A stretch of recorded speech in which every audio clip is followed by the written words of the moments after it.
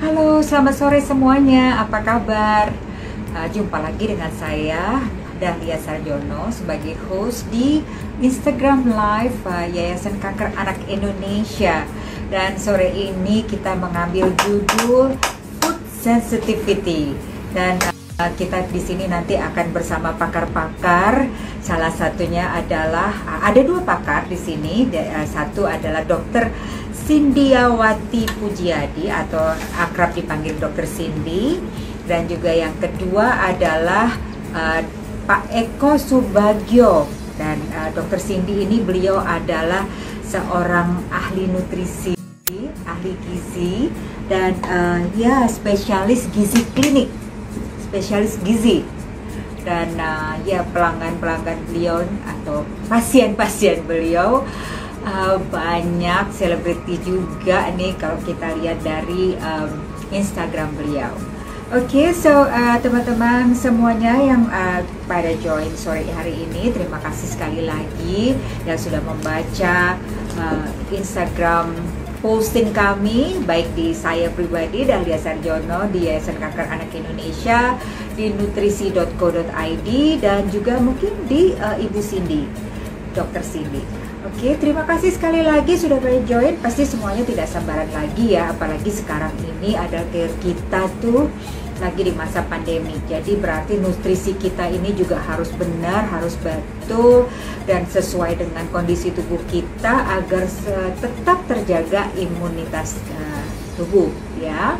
Dan sebelumnya saya sekali lagi mengingatkan kepada teman-teman bahwa Yayasan Kanker Anak Indonesia juga membuka donasi untuk dapat mengembalikan senyum sehat anak Indonesia untuk para pejuang kanker, dan itu ada di akun BCA, bukan di akun, maksud saya di rekening, di account BCA, dan itu ada di bio dari Yayasan Kanker Anak Indonesia.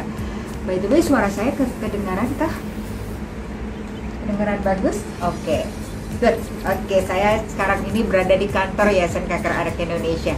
Oke, apakah sudah ada di sini beliau-beliau, Dokter Cindy dan satu lagi Bapak Eko.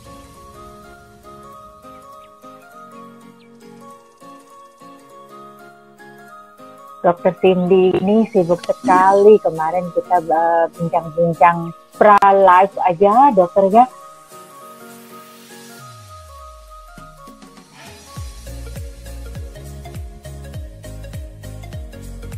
Apakah sinyalnya juga sudah bagus? Sepertinya ini masih muter-muter terus ini. Ataukah kita mau tethering dengan... Sudah masuk? Sudah masuk. Tapi saya belum lihat ini di sini ya. Oke. Kedengaran nggak? Oke.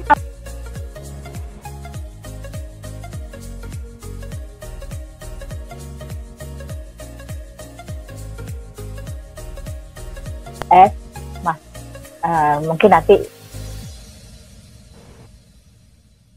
Halo. Hey. Mungkin nanti Dokter Cindy yang menjabarkan saja ya. Kemudian ada MS dan ini spesialis gizi klinik dan lulusan Fakultas Kedokteran Universitas Trisakti. Hai dok.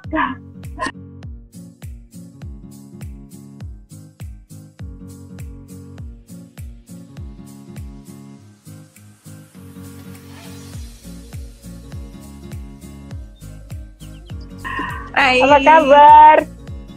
Baik. Dan kemudian melanjutkan di Magister Administrasi Rumah Sakit di Universitas Indonesia, dan di 2003 beliau mengambil spesialisasi gizi klinik Fakultas Kedokteran Universitas Indonesia juga. Dan dok, apakah di situ dokter mendengar kami dengan jelas? Karena di sini sepertinya Aku yang jelek. Hai. Signalku yang on off atau di sana? Aku pakai modem sih. Iya. Oh, itu enggak. Kedengaran? Oh, di situ ya. Halo.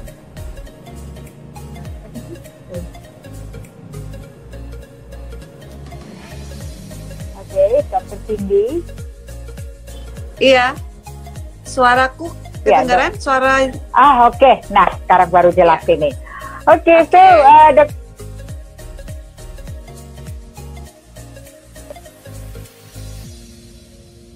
putus. menyampaikan sedikit mengenai pendidikan beliau. Beliau juga Specialist Certification of Obesity Professional Education, jadi SCOPE Certified, dan World Obesity Federation. Itu workshop yang beliau ikuti. Kemudian beliau juga ini keren-keren sekali nih, ada di Harvard Medical School, clinician in Egypt, culinary health education fundamentals. Itu untuk chef. Itu untuk chef ya, Dok. Coaching, kemudian medicine, dan genetics, cancer, genomic, genetics essential, immunology, biochemistry, physiology, kemudian immunology, novel therapy for chronic inflammation, autoimmunity and allergy, kemudian juga immunology, immuno-oncology. Nah, ini tepat sekali untuk Yayasan Kanker Anak Indonesia.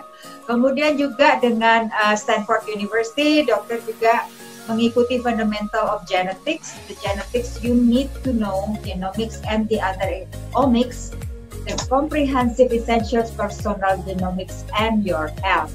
Kemudian juga epigenomics and microbiomics in precision health, dan juga stem cells therapeutic, new frontiers in cancer genomics principles and practices of gene therapy, understanding cancer at genetic level, genetic engineering and biotechnology. Wow, panjang sekali ya, Dok. Oke, dokter. Selamat sore. Sore. Gimana nih? Ya, apa kabar? Baik. Ya, apa kabar? Baik-baik saya.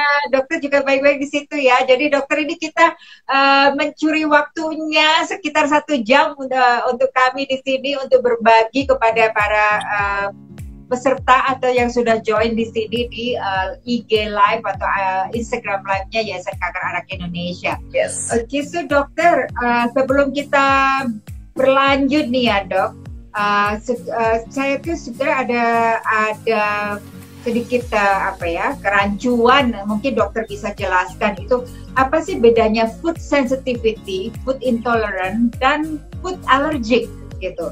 Karena terus kemudian mungkin sebelumnya dokter boleh dijelaskan secara general apa sih nutrisi itu, karena sebagai orang awam kita tuh taunya kan nutrisi itu makanan yang kita asup ya, Dok. Iya. Oke, silakan, Dok. Jadi kadang emang itu rada-rada rancu, rada-rada mirip ya tadi ya istilah-istilahnya tersebut. Tapi secara gampangnya, kalau dia food allergic, dia itu melibatkan sel imun tubuh kita. Oke? Kalau intoleransi makanan, misalnya kita nggak bisa minum susu. Kalau kita minum susu perutnya nggak enak, gaasi. Itu tidak melibatkan sistem imun kita. Itu karena tubuh kita misalnya kalau susu, enzim yang diproduksi, enzim laktasenya dengan bertambahnya umur itu makin berkurang, sehingga begitu ada susu, ada laktos, itu tidak bisa dicerna. Nah, itu yang menyebabkan perut kita berasa sakit.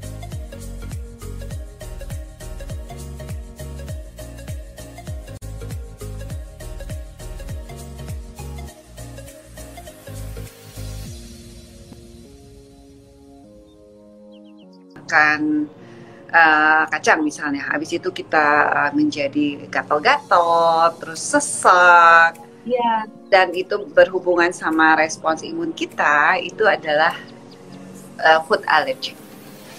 Nah, kalau sensitif itu rada mirip-mirip sih ya, jadi dia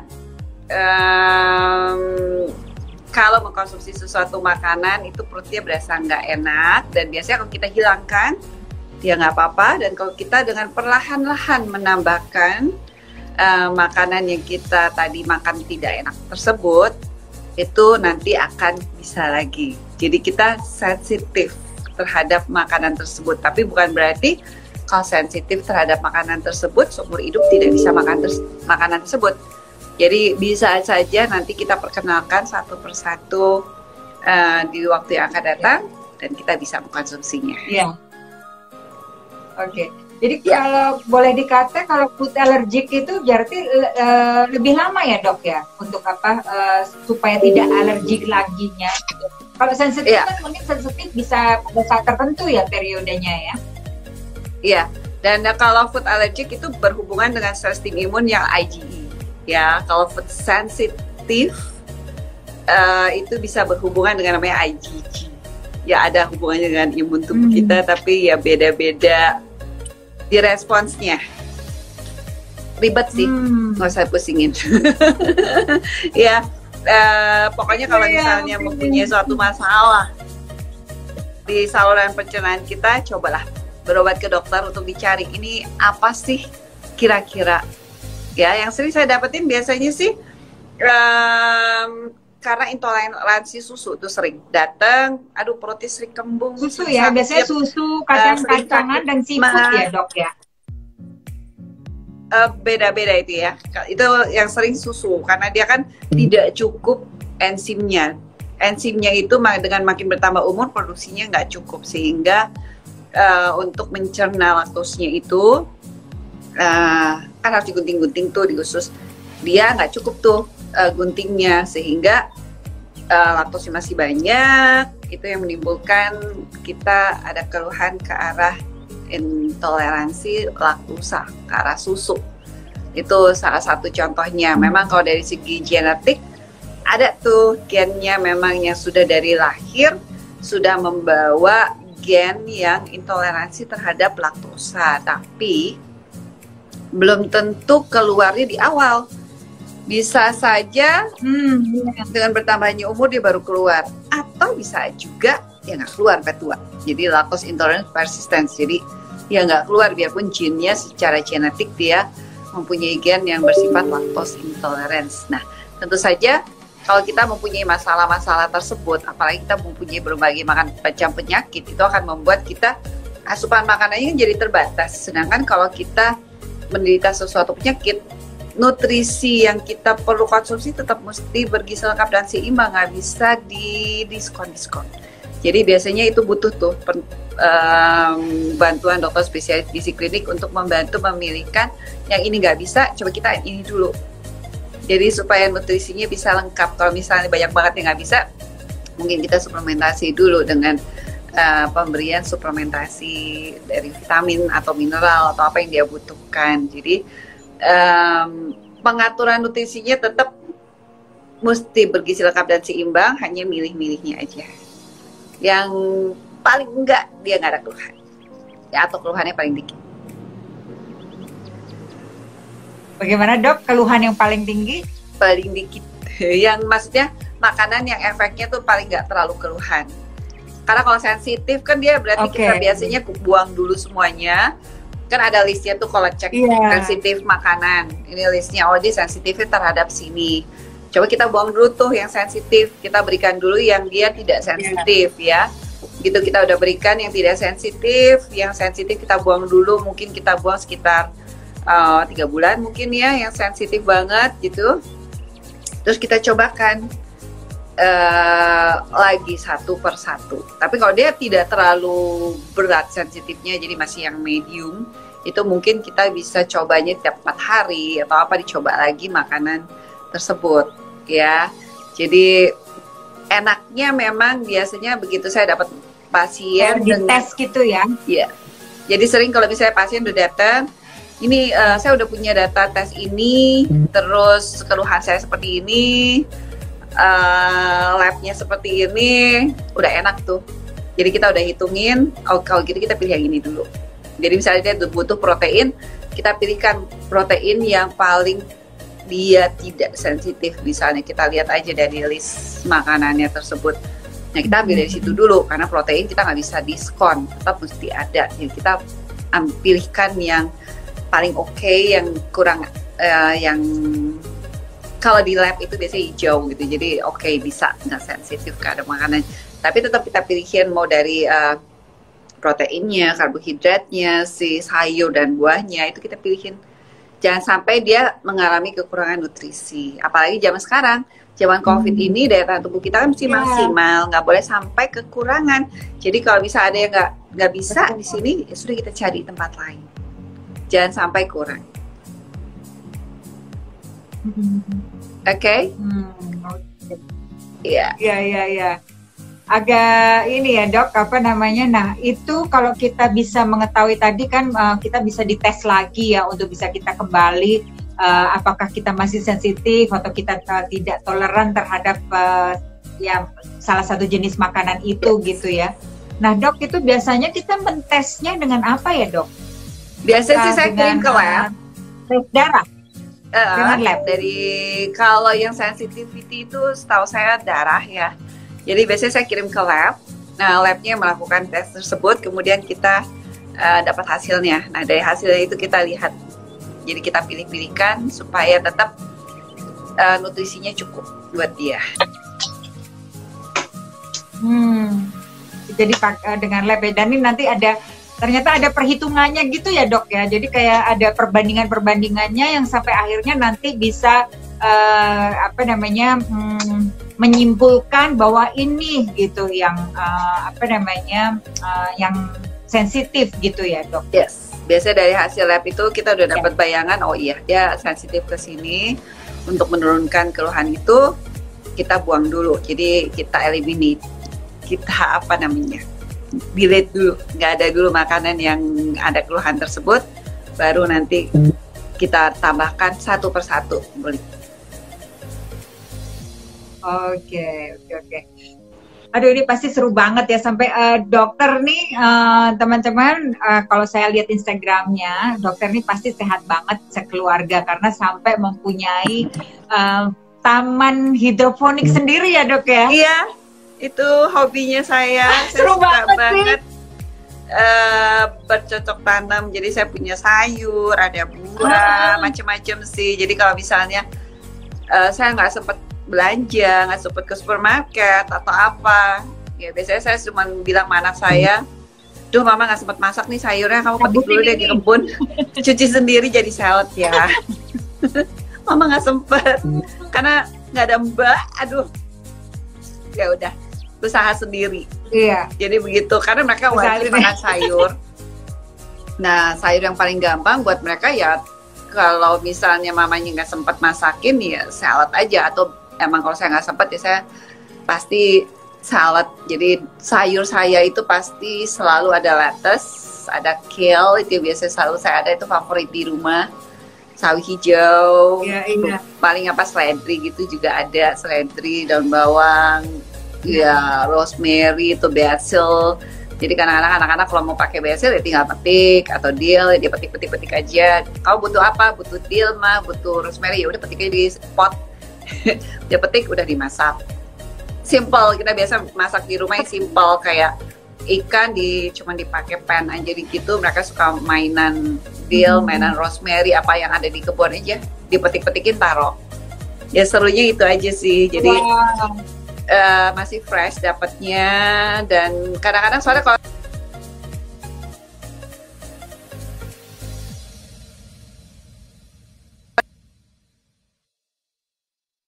kalau misalnya bunga telangnya lagi berbunga ya aku suka ambil, bikinin teh bunga telang. Ya apa aja sih yang ada di kebun diambil. Bunga telang sama ini daun mint ya, daun mint buat teh gitu kan. Iya, daun mint saya lihat tuh daun mintnya gemuk-gemuk banget. Iya, itu daun mintnya tuh banyak banget. Tapi gini, daun mint tuh lucu. Kalau akunya lagi sibuk, daun mintnya suka ngambek. Tapi kalau aku liatin terus dia gemuk-gemuk, jadi aku bisa bikin teh mint tiap sore. Harus diajak ngobrol dok, katanya gitu. Iya, yang berikutnya saya juga bikin kefir, yogurt, itu juga saya bikin, itu juga katanya mesti diajak ngomong, biar jangan mati, jadi ya aku bikin sih buat sendiri. Dan itu juga ya ada buah-buahan, buah fig, buah apa lagi ya dok yang ada ya, buah fig. Aku ada ciplukan. Gooseberry. Ada ciplukan, ada di situ. Ciplukan itu entah dari siapa, mungkin burung lagi baik hati ditaruh ciplukan di situ, jadi dia tumbuh terus. Ya aku tinggal lihat aja mana yang udah mateng diambil, kalau fignya mateng aku ambil juga. Apa aja sih, buat cherry-nya mateng. Ada apa ya, kedondong, ada banyak sih, ada jambu, ada belimbing ya di rumah semua. Boleh main ke situ kapan-kapan ya dok?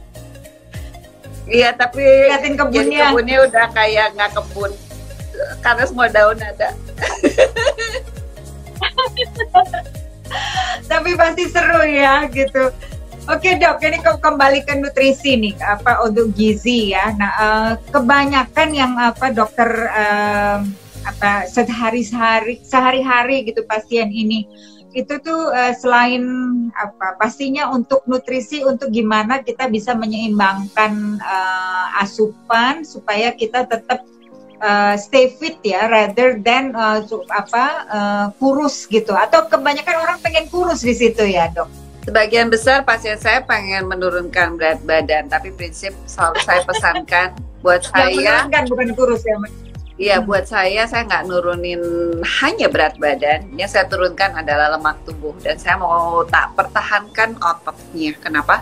Karena kalau ototnya juga ikutan turun, nanti lama-lama makin di bawah normal, atau lama-lama jadi kurang gizi ya. Jadi aku maunya tetap turun, bonusnya sehat, jangan yo-yo, jangan naik kembali beratnya tersebut, karena kita di masa pandemi nggak boleh sampai salah turun. Jadi makanan tetap balance, bergizi lengkap dan seimbang. Dan yang sering dikomplain sama pasien saya adalah kekenyangan untuk turun, which is so weird menurut pasien-pasien saya, karena mereka kekenyangan untuk turun. Iya, itu karena kita bisa memilihkan mana yang mesti lebih banyak, kalorinya yang rendah kita banyakin, yang ada kalori kita hitung, semuanya diperhitung. Kekenyangan untuk turun.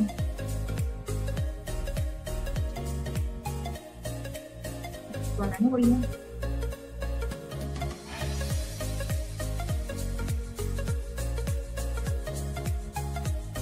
Oh, suaranya hilang.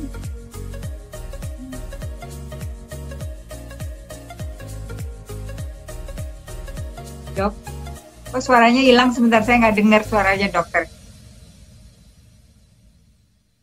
Ini saya matikan. Cari dokter. Dok, saya tidak mendengar suara dokter nih. Hilang ya. Coba sebentar, ini saya coba di sini.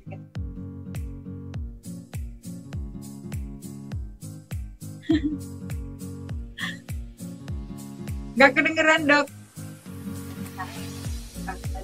Udah lagi ya. Udah keluar ya. Oke. Dokternya sekarang keluar. Oke, so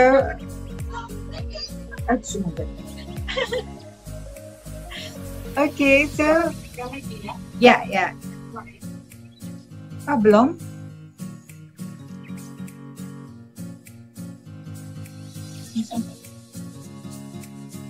Mungkin nanti bisa di.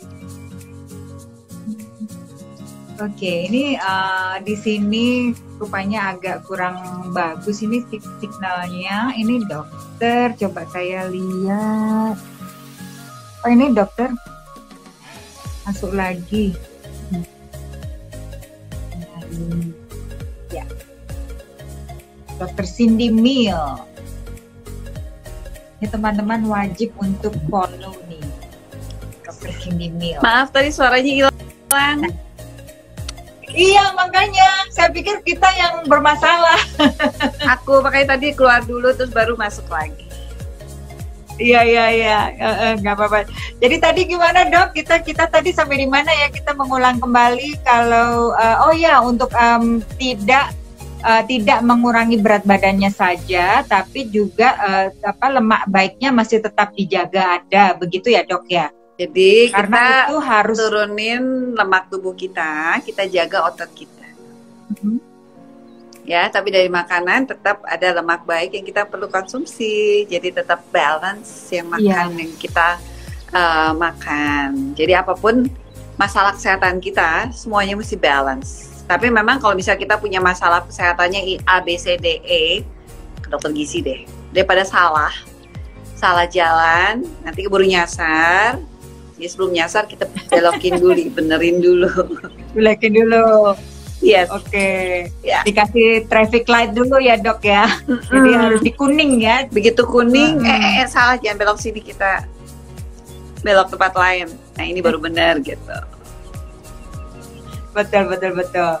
Nah sebenarnya kita ini ada tamu juga yang tamu kedua adalah Pak Eko Subagio nih. Apakah kita sudah bisa, Pak Ekonya sudah masuk di sini bukan? Karena Pak Eko ini dari nutrisi.co.id yang di situ juga untuk food sensitivity ini dok gitu. Jadi mungkin saya udah cek loh food sensitivity. Ya, kebetulan anak saya ya lagi sakit perut, ada diare, begitu saya cek, oh ternyata dia sensitif terhadap telur. Tapi saya mesti cari lebih lanjut, putihnya atau kuningnya atau yang mana. Jadi cerita, ya, jadi sementara saya hilangkan dulu itu. Jadi ntar sumber protein kan banyak, jadi saya kasih ikan dulu atau ayam dulu. Jadi ambil dari yang lain, daging, telurnya kita buang dulu.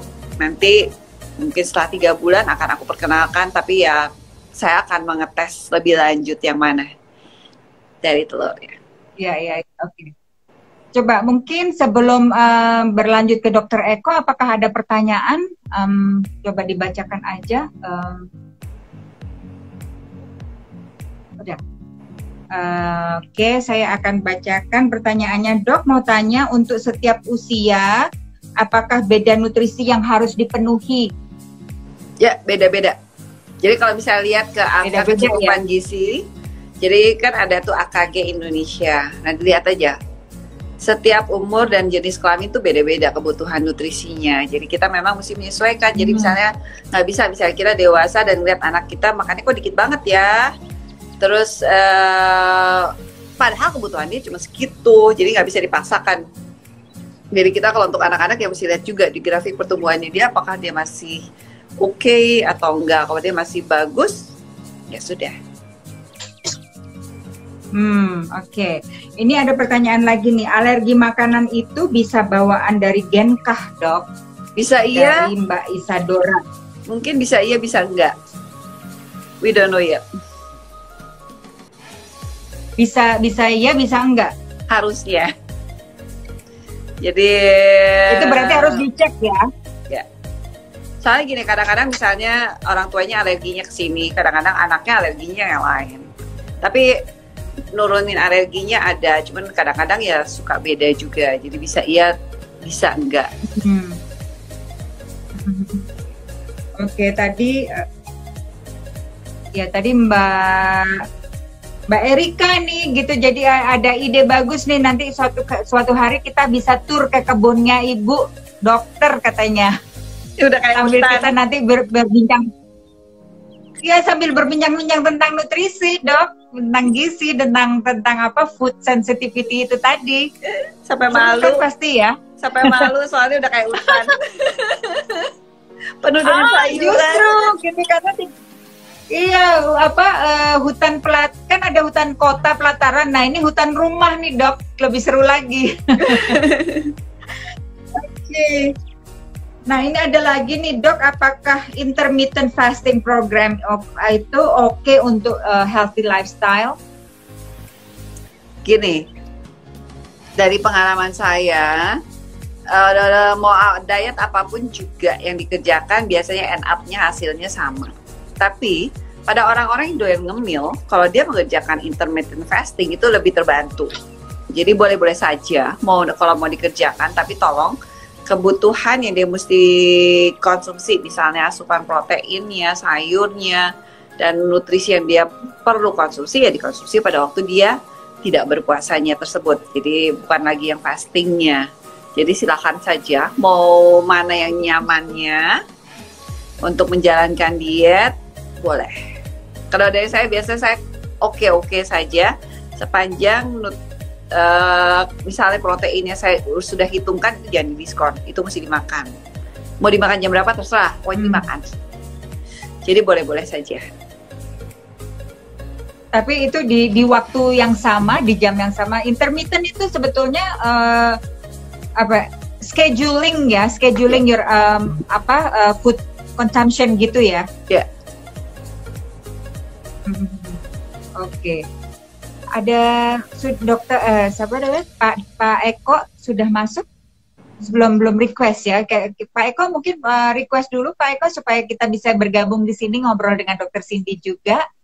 Karena ini Pak Eko ini dari MRK Diagnostics dan itu juga di nutrisi.co.id. Nah, di situ mereka itu adalah food detective nih. Jadi detektif tuh bukan cuman James Bond aja rupanya, ada food detective juga. Yeah. Ini pasti seru nih karena kita juga bisa mengetahui apa sih food sensitivity itu gitu ya, Dok ya. Nah, ini oke, sambil kita menunggu request, ada satu pertanyaan lagi nih. Untuk usia 25 tahun, nutrisi yang dibutuhkan berapa banyak, Dok? Dan kalau di rumah cara mengukurnya gimana ya, Dok, supaya terpenuhi semua? Jadi memang kalau saya itu memang terbiasa membuat semua meal plan untuk pasien-pasien saya buat personalized. Jadi saya pertimbangkan dari umurnya, tinggi badannya, berat badannya, perempuan atau laki, dan kondisi kesehatannya. Jadi nggak bisa dipatok kebutuhannya berapa. Tapi bisa, misalnya kalau mau lihat ke AKG itu ada di umur sekian, kebutuhannya kurang lebih segini. Tapi saya nggak pernah memakai patokan itu. Saya bikin benar-benar personalized. Dan kalau saya praktek kan saya memakai alat yang namanya body composition, sehingga di situ saya bisa tahu komposisi tubuhnya dan berapa kalori yang dia butuhkan, dan itu menjadi guidance saya untuk menentukan meal plan dia. Jadi nggak bisa dibilang kebutuhannya berapa ya. Karena kalau misalnya itu lihat aja deh di AKG, di situ ada kebutuhan secara umum, tapi saya tidak terbiasa memakai itu. Saya memakai benar-benar personalized meal plan. Oke, jadi karena memang setiap orang itu unik kan ya, Dok? Ya? Iya, karena beda-beda kebutuhannya. Jadi saya nggak bisa sama ratakan untuk semua orang. Betul.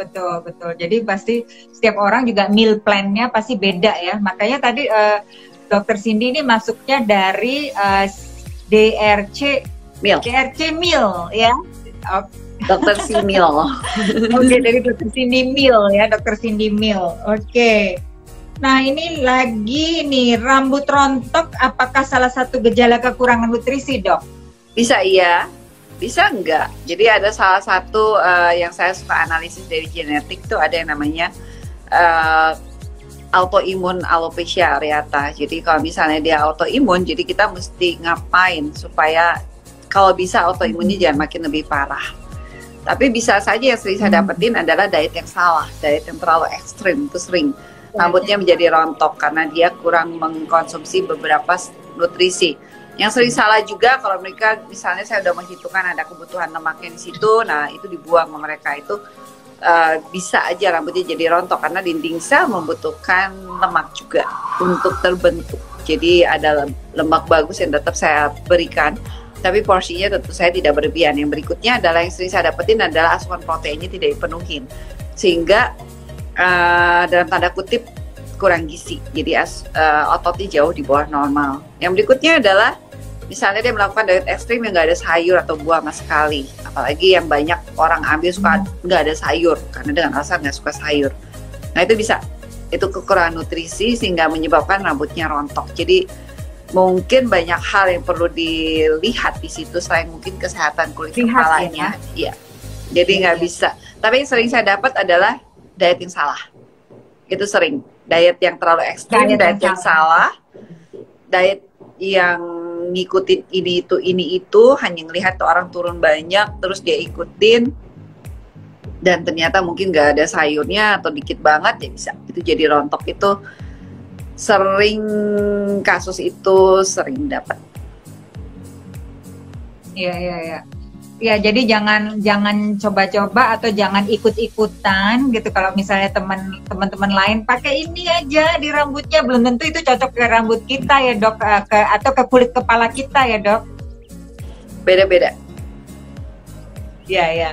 Oke. Nah dok, ini kan kita berhubung kita di Yayasan Kanker Anak Indonesia, di sini juga pastinya ada mama-mama dari anak-anak pejuang kanker nih dok. Nah, sebaiknya saran dokter, jadi ini mama-mama ini kan tentunya juga pada saat tidak sedang dirawat di rumah sakit, itu di rumah begitu, ini asupan apa yang harus ada untuk para anak-anaknya yang sedang berjuang kanker ini dok? Ya, tentu saja asupan protein itu nggak boleh sampai diskon, jadi tetap mesti cukup di situ. Yang berikutnya lemak bagus, itu penting banget, didukung mas sayur dan buah. Nah, mungkin karbohidrat yang kita ya nggak banyak, oke lah, nggak apa-apa ya, karena proteinnya biasanya mesti masuk. Dan anak-anak itu biasanya asupan proteinnya atau asupan makanannya nggak bisa langsung banyak, jadi nggak bisa dipaksa langsung banyak. Jadi kita berikan sedikit-sedikit. Dan kalau bisa di jam snacknya pun itu adalah yang makanan yang bergizi lengkap dan seimbang, sehingga dia setiap kali makan bukannya empty calories atau yang kurang nilai gizinya. Jadi setiap kali makan itu merupakan nutrisi yang lengkap, atau bila perlu dikombinasi dengan susu nutrisi yang cair. Karena dengan diberikan susu nutrisi yang cair, total asupannya biasanya bisa lebih naik dibandingkan dia hanya padat. Jadi kalau misalnya padat cair, biasanya lebih mampu mengkonsumsi dibandingkan padat. Jadi itu biasa dari pengalaman saya. Dan yang berikutnya adalah kalau di tempat praktek saya yang di Brawijaya Antasari itu kita mempunyai alat body composition yang bisa lihat juga untuk anak-anak, sehingga kita mempunyai patokan juga atau guidance makanan yang sudah kita berikan itu responsnya sudah berapa banyak gitu. Apakah kenaikannya udah bagus, biarpun kalau berat badannya kurang, kita naikinnya nggak bisa kayak balon yang langsung cret, lumayan perlu waktu, jadi perlu sabar. Mungkin kalau nurunin berat badan bisa toto 2 minggu turunnya banyak banget gitu, tinggal dokternya kaget-kaget, banyak banget ya, analisis lagi, oh masih lengkap sih, bergizi lengkap dan seimbang, turunnya masih bener, ya sudah lanjut sebanyak turunnya masih bener. Tapi kalau anak-anak itu sering kita mesti, sebulan aja mungkin kalau udah naik sekilo udah yang hore naik sekilo, itu udah kayak udah reward banget bisa naik sekilo. Itu berasa sih dengan muka ceria orang tuanya yang anakku bisa naik sekilo, padahal kalau dihitung itu sekilo tuh kan dikit banget ya gitu kan. Tapi itu udah merupakan suatu kebahagiaan buat mereka, anakku udah bisa naik berat badannya gitu.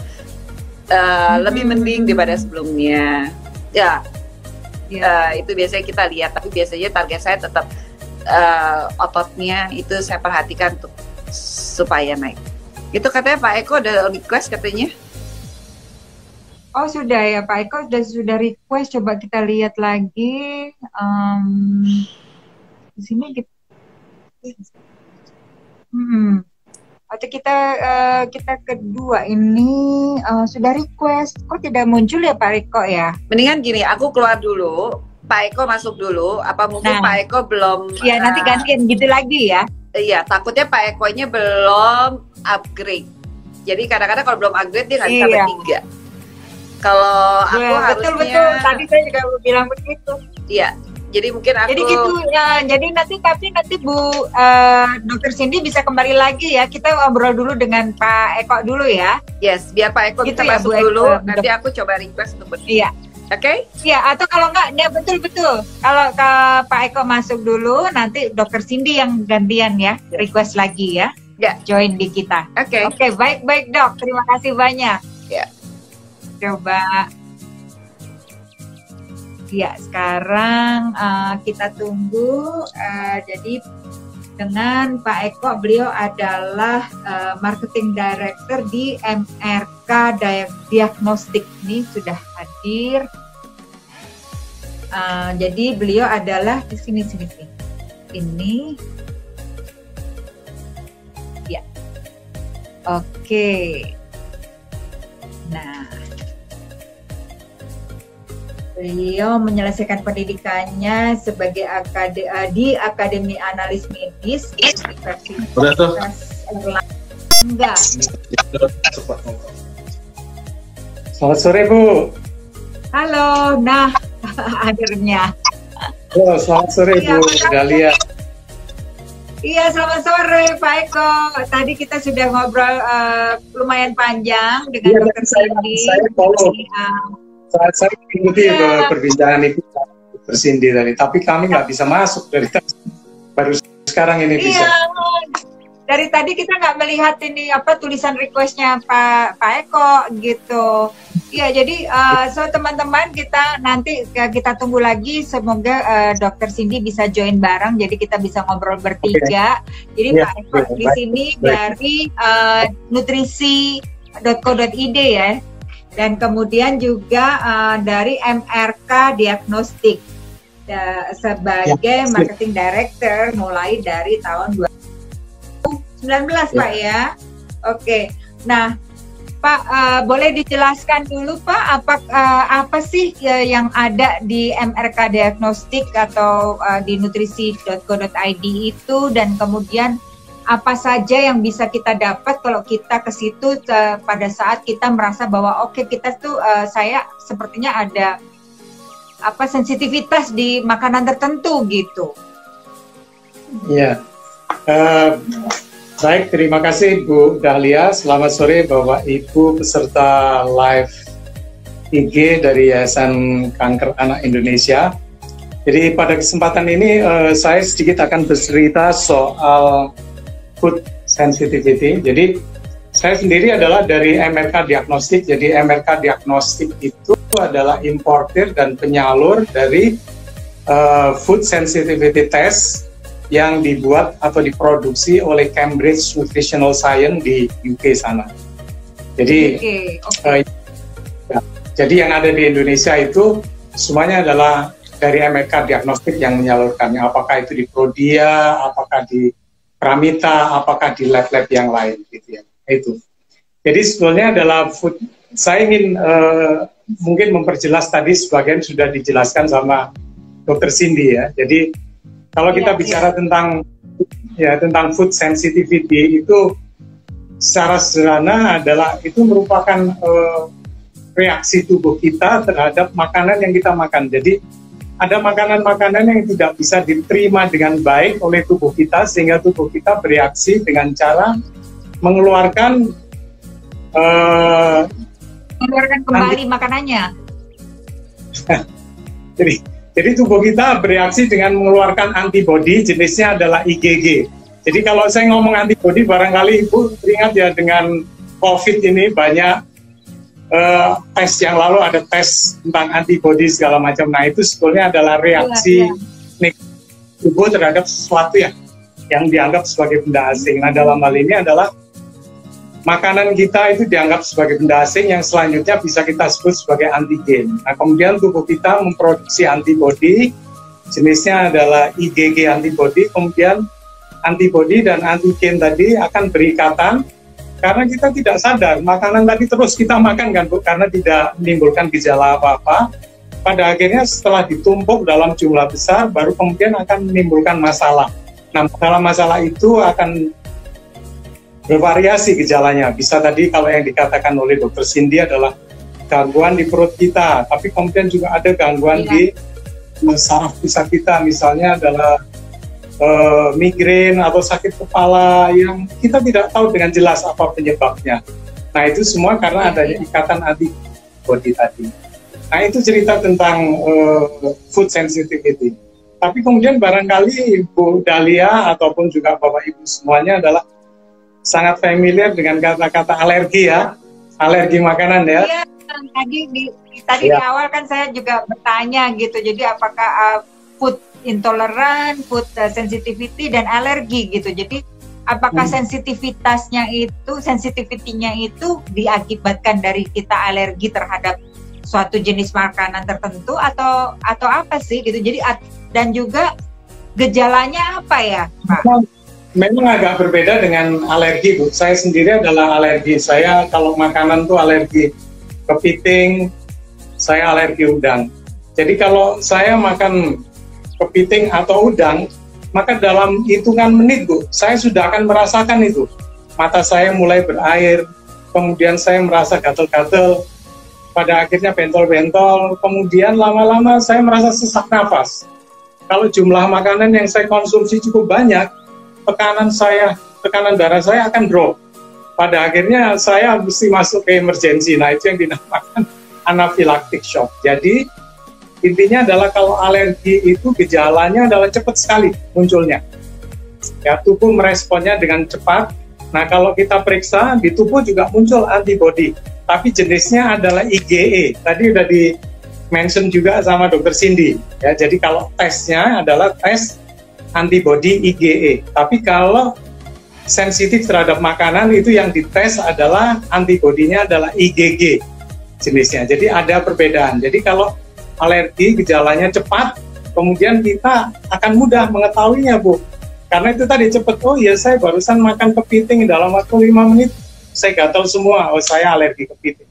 Tapi kalau sensitif terhadap makanan, gejalanya lambat, Bu. Kita habis makan sekarang, bisa besok atau lusa baru muncul, sehingga kita sudah lupa ini. Jadi wah ini kita habis makan apa ini kok, misalnya saya sakit perutnya sekarang. Itu ceritanya. Oh, jadi agak jedanya agak lama ya? Betul sekali, Bu. Jedanya agak panjang sehingga seringkali tidak disadari. Karena itu kita sering, misalnya contohnya adalah kita sering sakit perut, ya, kita sering diare, kita sering kebalikannya, ya, misalnya simbelit. Tapi kemudian kita tidak jelas kenapa ini ya. Nah, itu kemungkinan ada kemungkinan karena sensitif terhadap makanan tertentu. Kalau alergi otomatis ibu akan langsung tahu ini, wah saya alergi apa karena cepat tadi munculnya. Betul. Itu bisa ditangkap ya. Boleh dijelaskan? Oke.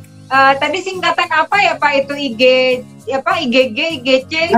Iya, jadi jenis antibody itu ada IgG itu singkatan dari imunoglobulin G.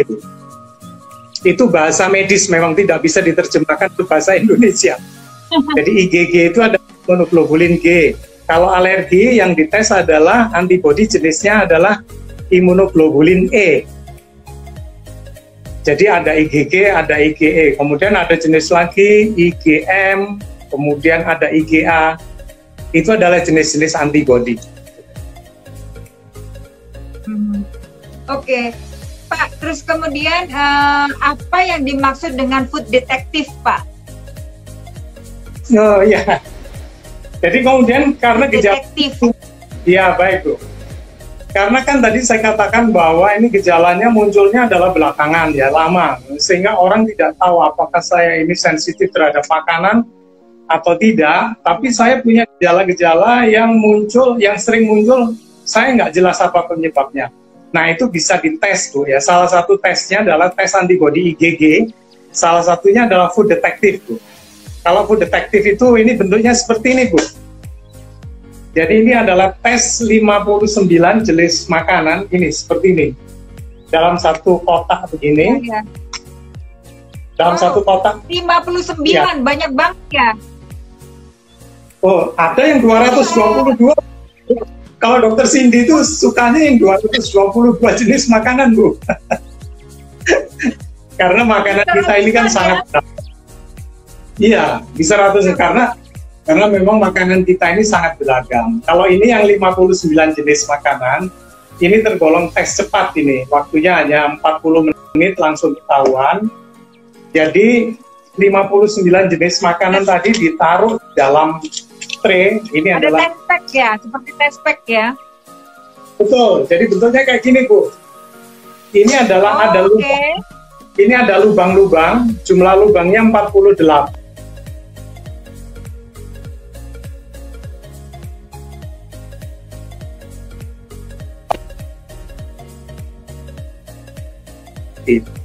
Nah, kontrol yang kanan bawah ini adalah yang biru tua, warna biru tua itu adalah kontrol positif. Jadi kalau kita sensitif terhadap makanan, nanti hasilnya keluar warna-warnanya seperti ini. Bisa kelihatan ya warna-warna ini, ada yang tua, kemudian ada yang biru sedang. Nah, ini ada nomor-nomor menunjukkan apa makanan. Pak, yang kalau kita sensitif terhadap makanan tertentu, di situ nanti indikatornya warna apa? Kalau di ini Bu, yang food detective ada 3 gradasi warna Bu. Warna biru tua, jadi pegangannya adalah ini, kontrol positifnya ini warna biru ini. Jadi kalau birunya mirip kayak gini berarti ini biru tua. Nah ini berarti kadar antibodi di dalam tubuh kita tinggi. Kemudian ada yang sedang, misalnya yang sebelah ini ya, ada yang sedang birunya ya.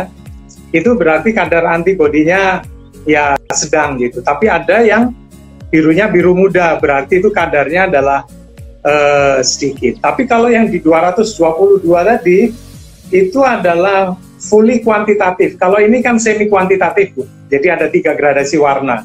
Tapi kalau yang 222 tadi itu adalah kuantitatif. Jadi setiap makanan akan muncul angka-angkanya. Nah, itu bedanya. Cuman kalau yang di 222 tadi ada di laboratorium karena membutuhkan alat khusus untuk membaca hasilnya tadi. Tapi kalau ini nggak perlu alat khusus, jadi bisa dilakukan misalnya di Yayasan Kanker, kalau nanti bisa, kalau mau dilakukan bisa ini dilakukan di sana, gitu. Oke, iya, itu nanti kita mesti bicara lebih lanjut itu untuk bisa melakukan percobaan tes ya. Itu tingkat akurasinya bagaimana itu Pak Eko? Oh, kalau tingkat akurasinya tinggi sekali Bu ini, hampir paling rendah itu 90%, tapi itu pun hanya beberapa makanan. Selebihnya itu 100%. Karena pembandingnya adalah yang kuantitatif tadi itu. Akurasinya tinggi sekali. Oke, baik. Nah, terus dari tempat Bapak, nanti kalau misalnya sudah ketahuan nih, kita misalnya alergi terhadap sayur bayam gitu. Nah, itu nanti dari, kenapa? Sensitif lah, sorry, bukan alergi, sensitif terhadap bayam gitu. Nanti dari MRK akan memberikan rujukan atau di situ langsung ada obatnya atau bagaimana nih? Enggak Bu, jadi sebetulnya apa yang kami lakukan ini adalah sama sekali tidak merubah konsep apa yang ada di dokter, tapi juga additional information. Jadi kalau misalnya hasilnya katakanlah positif, jadi misalnya katakanlah yang paling sering itu kan kacang Bu, misalnya ya, contohnya misalnya almond ya misalnya almond, kacang, telur, seafood biasanya ya. Ya, misalnya katakanlah kadarnya tinggi, kalau di food detective ini warnanya adalah biru tua misalnya, tapi kalau yang di footprint tadi kadarnya adalah di atas 30 mikro, di atas 30 unit per mili gitu. Maka sarannya, ini saya mengikuti apa yang disarankan oleh produsennya ya Bu ya, oleh Cambridge Nutritional Science. Tadi juga sudah sempat dimention oleh Dr. Cindy, bahwa makanan tadi harus kita hindari paling tidak selama 3 bulan Bu. Sambil kita lihat gejala-gejalanya hilang nggak. Pada umumnya nanti sudah makanan tadi dihindari, beberapa minggu kemudian akan terjadi penurunan gejala-gejala. Katakanlah kalau semula sering mengalami diare tanpa penyebab yang jelas atau sering sakit perut. Kalau makanan-makanan ini dihindari, nanti beberapa minggu kemudian akan mulai berkurang. Sesudah 3 bulan, tubuh kita itu bersih dari antibodi IgG tadi, sehingga hilang itu gejala-gejala. Dan berdasarkan data klinis yang ada, Bu, itu 80% orang-orang yang menghindari makanan-makanan ini tadi sudah 3 bulan, itu akan mendapatkan perbaikan gejala tadi, atau gejalanya menjadi hilang. Jadi ini tidak ada hubungannya sama pengobatan ya Bu ya. Jadi ini adalah menambah dari informasi yang diberikan oleh dokter selama ini. Jadi ini juga sebagai informasi bagi dokter. Penyebabnya itu sebetulnya apa sih Pak? Penyebab food sensitivity itu Pak? Ya, Jadi sebetulnya ada dua hal Bu penyebab sensitif terhadap makanan itu. Yang pertama adalah adanya gangguan pada saluran cerna kita, khususnya gangguan pada usus yang seringkali kalau di kalangan medis itu dikenal dengan istilah leaky gut, atau kalau bahasa awamnya bisa kita katakan usus kita itu renggang, Bu, bocor gitu, sehingga makanan-makanan yang harusnya tidak bisa menerobos masuk, dia menerobos masuk, itu makanan yang belum dicerna dengan sempurna, dia menerobos masuk ke usus, masuk ke dalam pembuluh darah kita. Nah, pada saat masuk ke dalam pembuluh darah, maka makanan tadi dianggap sebagai antigen atau benda asing, sehingga merangsang tubuh kita memproduksi antibodi. Nah, kemungkinan yang kedua adalah karena sistem imun kita yang belum sempurna. Ya, jadi kalau misalnya makanan tadi masuk ke dalam aliran darah, kemudian menimbulkan antibodi tadi, ada ikatan antigen antibodi. Harusnya kalau sistem kekebalan tubuh kita normal, nggak ada gangguan, maka langsung ikatan tadi dimakan oleh sel yang namanya makrofag. Ya ini memang nama ini sehingga nggak bisa diterjemahkan. Ada salah satu sel pertahanan kita yang namanya makrofag. Itu tugasnya memakan ikatan antigen antibodi tadi. Kalau ada gangguan di sistem imun, maka jumlah makrofagnya tidak mencukupi sehingga ikatan antigen antibodi ditumpuk terus. Nah, itu yang menimbulkan gejala-gejala tadi. Tapi sebagian besar karena biasanya gangguan di usus kita penyebabnya. Pak, apakah apakah tidak lebih baik kita perbaiki si gangguan di usus tadi daripada kita mengobati?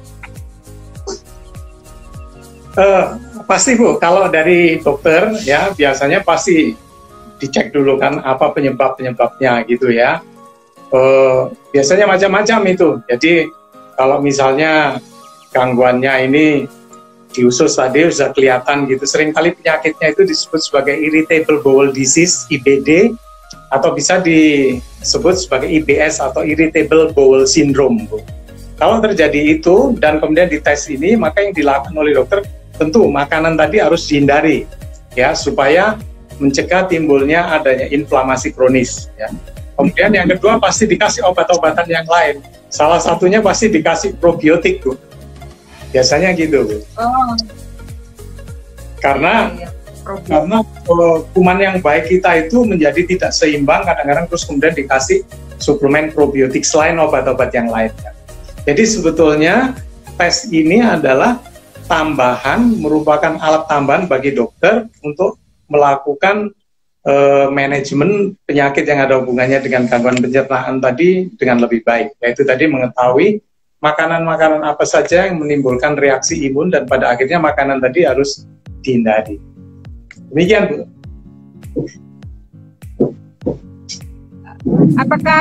Apakah makanannya juga nantinya diperiksa, Pak? Jadi selain tadi memeriksa sensitivitinya, jadi sensitivitas terhadap makanan kan tadi ada yang 49 itu. Nah, itu setelah ketahuan nih yang mana, apakah makanannya juga diperiksa selain yang diperiksa tubuh kita? Oh enggak, Bu, enggak perlu, cukup periksanya adalah diperiksa darahnya saja cukup. Jadi pemeriksaan itu kan gitu. Iya, jadi kita diperiksa darahnya ya, diambil darah sedikit cuma 50 mikro aja. Kemudian dimasukkan ke dalam jadi darah tadi akan dimasukkan ke larutan pengencer ini, kemudian dari sini dituangkan ke dalam sini, ditunggu nanti akan bereaksi di dalam tray ini. Jadi kita akan tahu makanan-makanan apa saja yang menyebabkan tubuh kita sensitif, cukup dengan tes ini saja. Gitu. Jadi tidak dilakukan tes yang lain gitu. Oke. Jadi di tray itu saja nanti yang bisa membedakan ya. Di tray ini saja, di tray ini yang berwarna-warni, nah itulah makanan-makanan yang menimbulkan reaksi imun tadi, yang menyebabkan timbulnya antibodi tadi. Kalau yang tidak berwarna berarti itu makanan-makanan yang cocok dengan tubuh kita dan biasanya saya dia otak-atik makanan yang tidak menimbulkan reaksi imun tadi untuk mengatur diet, termasuk juga untuk para pejuang cancer ini. Ya, oke. Ada pertanyaan, Astrid? Sorry, Oke, untuk orang, untuk orang yang tidak, tunggu, kakak kebaca. Di tempat kami hujan deras, geledek ini Bu. Oh, di situ hujan lebat. Oh, mungkin itu yang menyebabkan koneksinya kurang bagus ya. Hujan deras Bu di sini. Kok tidak kebaca ini di sini? Makanan yang bisa membantu gangguan. Coba saya baca ya, agak dekat nih. Makanan apa saja yang bisa membantu memperbaiki gangguan usus tadi ya. Kemudian untuk orang-orang yang tidak suka ini yang beda lagi nih, nanti banyak nih. Oke, Pak, tes makanan Oke, nanti kemudian nih tanya juga nih, tes tadi itu berapa? Oh, ini Pak Eko masih ada nggak? Iya Bu, saya. Oke. Ready. Oke Pak, tadi Pak, jadi tes apa untuk gangguan tadi Pak? Apa tadi Bu pertanyaannya Bu? Apa bisa diulang Bu pertanyaannya? Makanan apa yang bisa membantu memperbaiki gangguan usus tadi, Pak Eko? Oke. Jadi kan tes ini sekali lagi, tes ini adalah tes untuk mengetahui makanan-makanan yang sensitif terhadap tubuh kita. Dari hasil yang sensitif di tubuh kita ya. Nah, counternya dengan makanan lagi nih.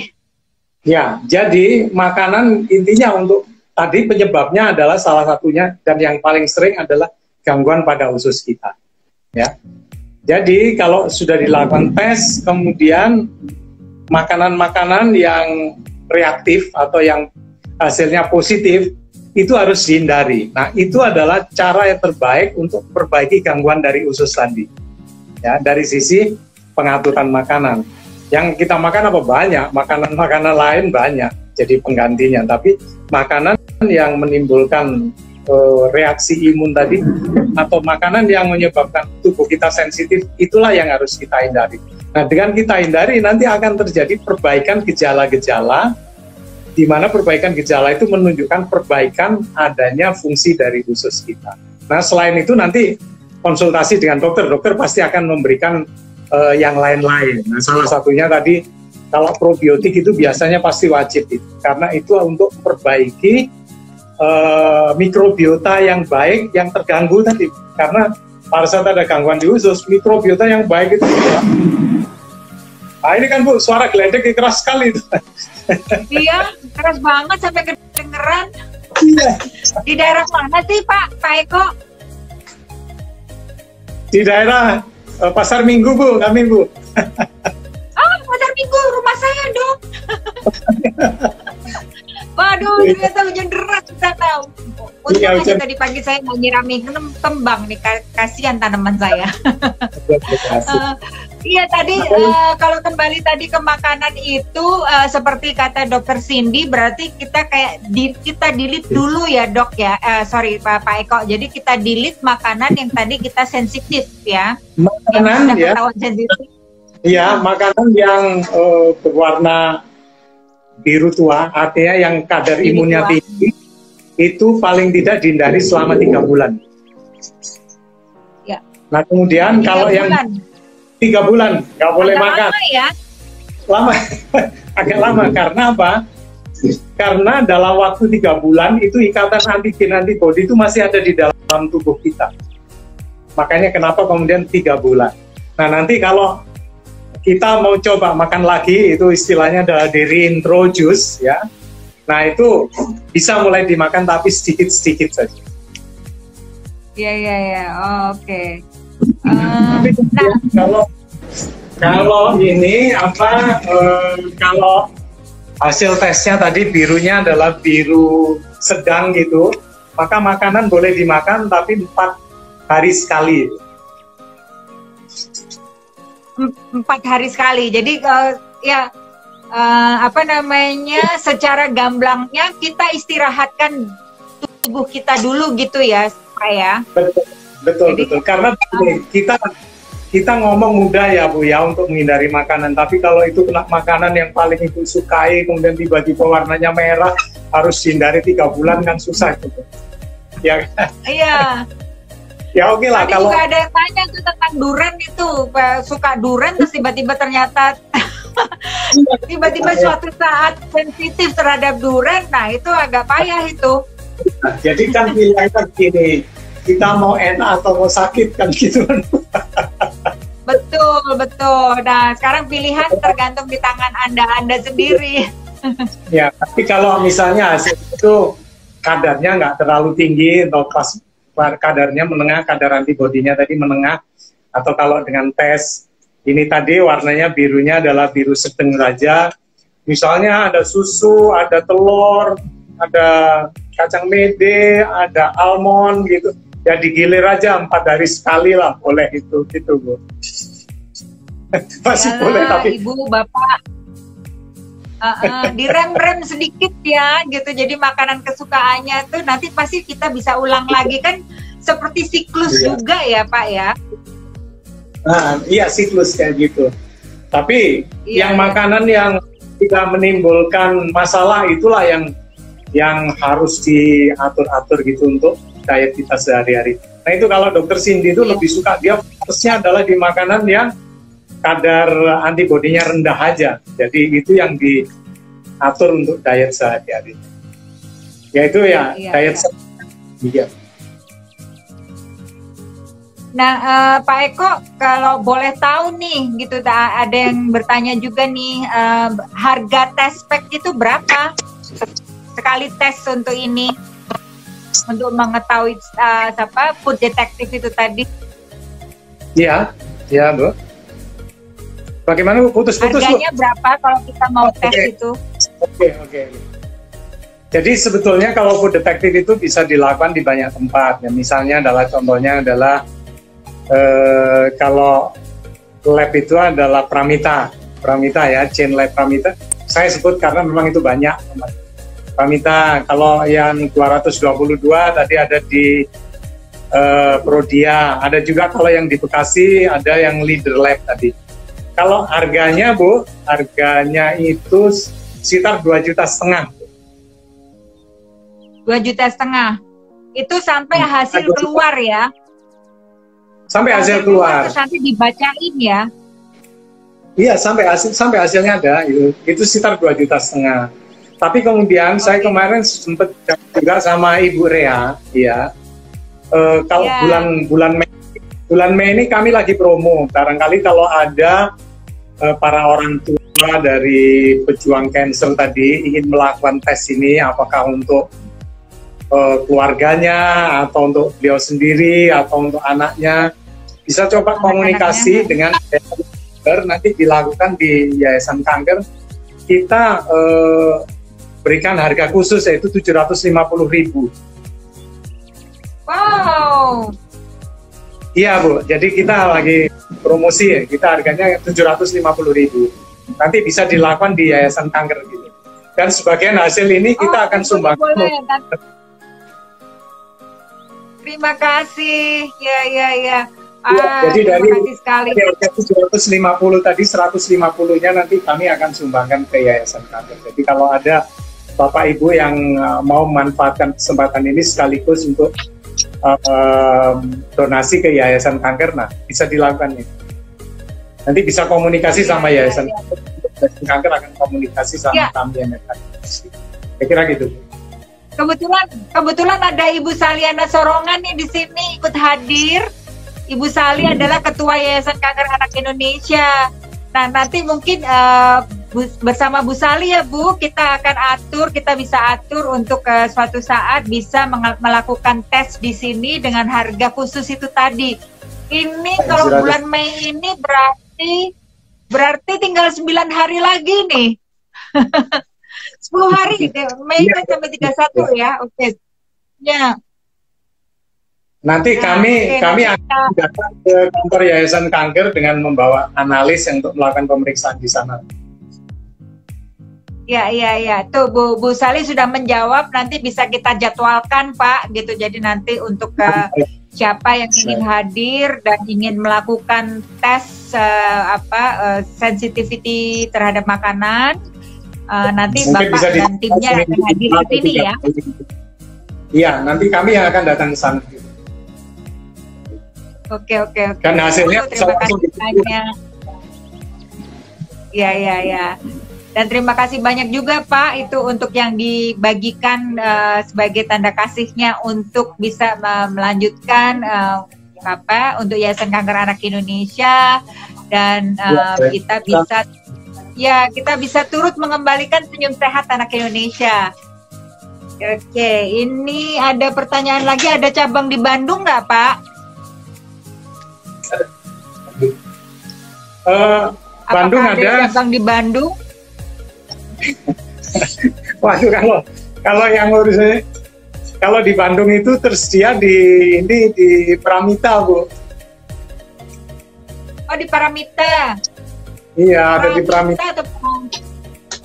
Ada di Paramita, terus kemudian ada di Lineation Center yang di Lemanendet itu ada. Tapi banyak sebetulnya Bandung itu banyak Bu. Nanti barangkali bisa komunikasi dengan saya, bisa nggak ngasih nomor gitu Bu, sehingga kalau yang di luar Jakarta itu kami bisa arahkan gitu. Boleh ini Bapak bisa tulis di situ Pak, di komen. Bapak boleh tulis di komen Ya, nomor teleponnya, nomor telepon yang bisa dihubungi. Atau saya bisa sebutkan, bisa WA ke saya Pak Eko 0811 83. Saya ulang 0811 83 1186. Nanti kami arahkan yang di Bandung itu, karena di sana banyak klinik juga yang menyediakan tes tadi, supaya bisa mendapatkan tadi yang khusus ini tadi. Gitu. Ya, gitu. Jadi jangan sia-siakan kesempatannya. Ya, kita masih ada 10 hari lagi untuk mendapatkan harga khusus ini. Ya, nanti kami arahkan ke klinik tertentu kalau yang di Bandung tadi itu. Gitu. Iya. Bagus sekali. Jadi instead of 2,5 juta hanya 750.000 dan itu sudah mendapatkan comprehensive test ya. Iya, betul. Kemudian dari 750 tadi yang 150 kami akan donasikan untuk yayasan. 150-nya didonasikan ke Yayasan Kanker Anak Indonesia. Jadi Bapak Ibu yang melakukan tes dengan harga khusus juga turut membantu anak-anak pejuang kanker melalui Yayasan Kanker Anak Indonesia. Oke, terima kasih banyak Pak. Pak, saya juga membaca selain food detective ada juga footprint. Apa itu Pak ya? Footprint. Ya, jadi footprint itu adalah tadi pemeriksaan food sensitivity 222 jenis makanan, dan itu dilakukan secara kuantitatif. Kuantitatif itu hasilnya itu semua muncul angka-angka. Ya, kalau yang dianggap tinggi itu adalah angkanya itu adalah di atas 30, hasilnya nanti di atas 30 itu adalah. Jadi misalnya adalah hasilnya nanti akan di print seperti ini Bu. Ini adalah contoh dari lab Prodia saja. Ini adalah contoh dari lab Prodia. Baik. Ini ada 2 lembar gitu.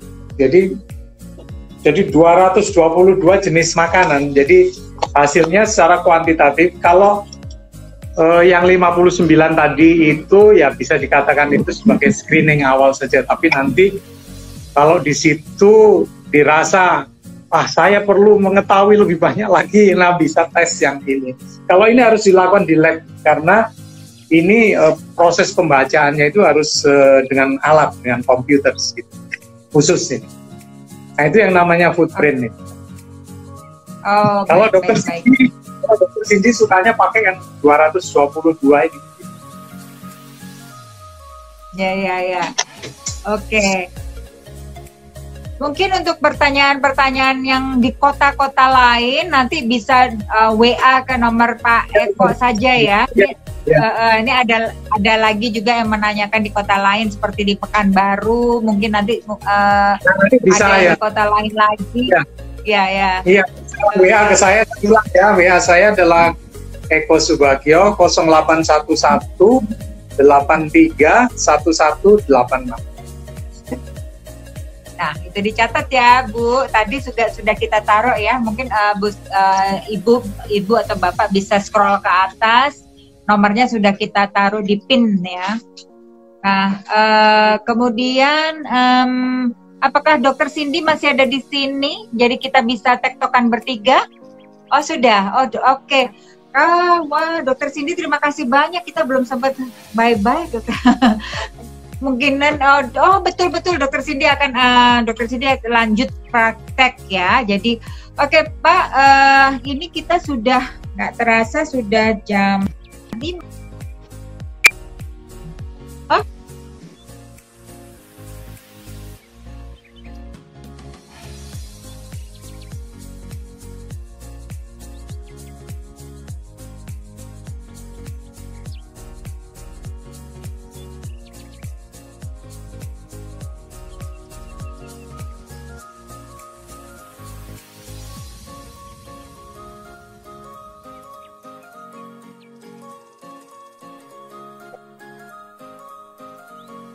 Pak Eko, ini sebelum sebelum petir menyambar-nyambar lagi nanti hubungan koneksinya tidak baik.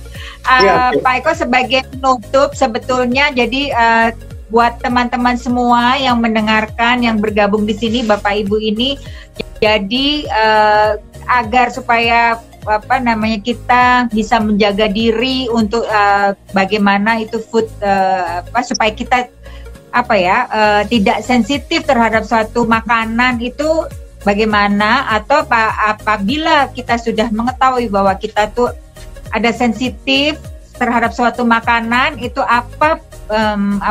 indikasi pertama atau apa yang harus pertama kali kita lakukan?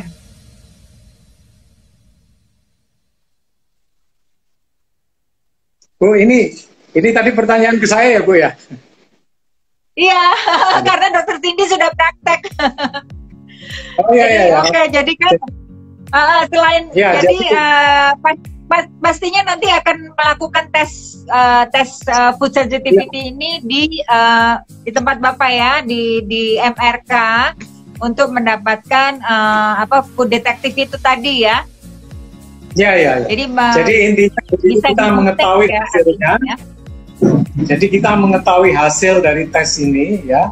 Nanti adalah makanan-makanan yang kalau saya bicara ini saya fokuskan di food detective aja Bu ya supaya mudah ya ini. Jadi kalau nanti dari hasilnya ini ya kan tadi ada 3 gradasi itu, warna biru tua, biru sedang sama biru muda. Kalau biru tua sudah makanan tadi terpaksa harus dihentikan 3 bulan. Ya. Jadi meskipun kita tidak nyaman, tapi sekarang pilihannya kan pasti kita mau sehatkan ya. Jadi lebih bagus sudah hilangkan saja. Kemudian makanan yang biru sedang tadi sudah dimakan 4 hari sekali saja. Ya. Nah kemudian kalau makanan yang biru muda, nah itu bisa terus dikonsumsi seperti sehari-hari. Intinya adalah demikian. Dan nanti mungkin apa yang saya jelaskan ini tidak sepenuhnya bisa dipahami. Jadi kalau ada pertanyaan apapun juga boleh lewat WA, nanti saya jelaskan lagi gitu ya. Karena biasanya pengetahuan ini sesuatu yang baru memang ini Bu. Jadi memang saya nggak yakin bahwa semuanya langsung bisa paham gitu. Ya jadi boleh nanti WA segala macam baik ke saya atau ke Pak Sugeng, nanti kami respon. Oke. Baik. Nah kemudian bisa kalau mendapatkan informasi lebih lanjut Bu, bisa masuk di website kami Bu, www. Nah itu jadi apa Pak? Nutrisi.co.id website kami. www.nutrisi.co.id ya, jadi bukan MRK diagnostik ya? Bukan, kami mau spesifik. Jadi di situ banyak informasi tentang mengenai food sensitivity, food detective, atau hal-hal yang lain yang ada hubungannya dengan masalah food sensitivity. Oke. So, teman-teman semuanya, sekali lagi apabila masih memerlukan jawaban lebih lanjut atau masih memerlukan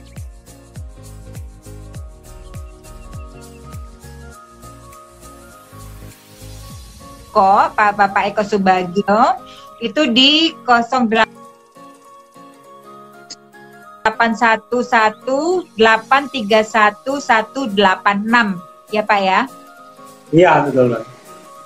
Ya, kemudian juga bisa ditengok-tengok websitenya. Itu Bu, ada pertanyaan lagi tuh Bu. Di bawah itu ada pertanyaan. Ada lagi. Bukan itu tadi yang nanya di Pekanbaru Pak. Oh, oke. Apakah ada di Pekanbaru? Ya. Nah, itu ada. Jadi ini ada Bu, bagaimana ciri-ciri sensitif pada makanan tertentu tadi. Yang di bawah itu ada. Oh, ada. Oke.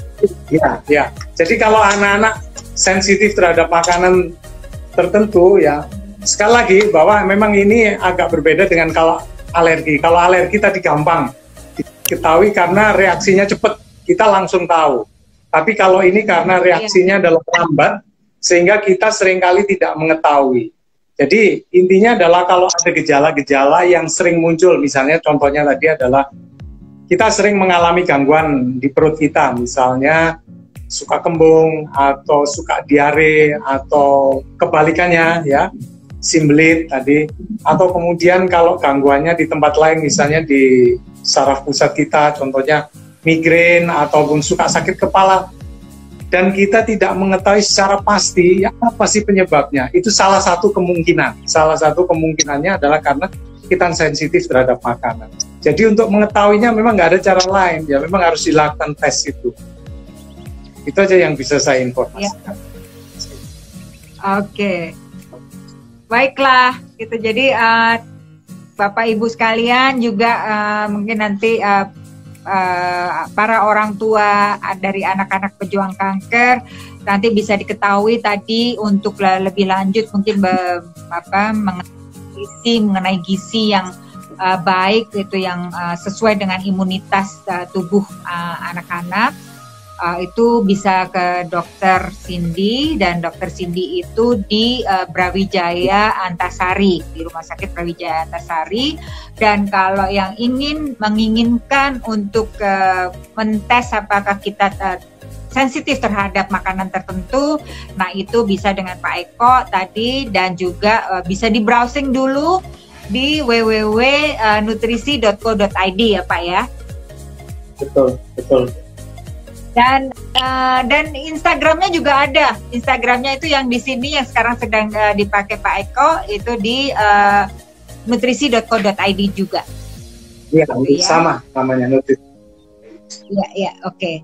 Oke, nah ini sudah ditulis di sini kok untuk Bapak Ibu sekalian yang ingin mengetahui lebih lanjut. Ini Pak Eko sudah mencatat di situ. Oke Pak Eko, apakah ada pesan lagi Pak?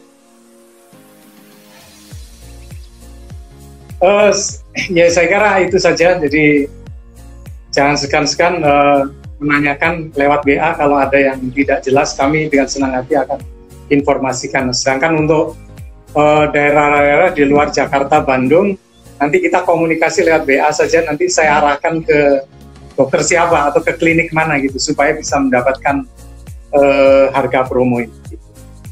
Saya kira itu aja yang. Ya.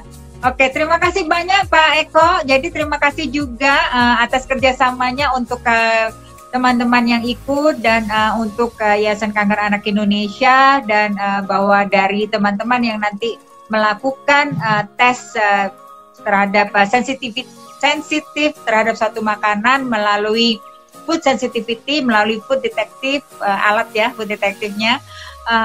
Ini akan juga turut membantu anak-anak pejuang kanker melalui Yayasan Kanker Anak Indonesia. Jadi sekali lagi terima kasih Pak Eko sudah bergabung bersama kami sore ini. Ya, sama kawan-kawan di Yayasan Kanker Indonesia.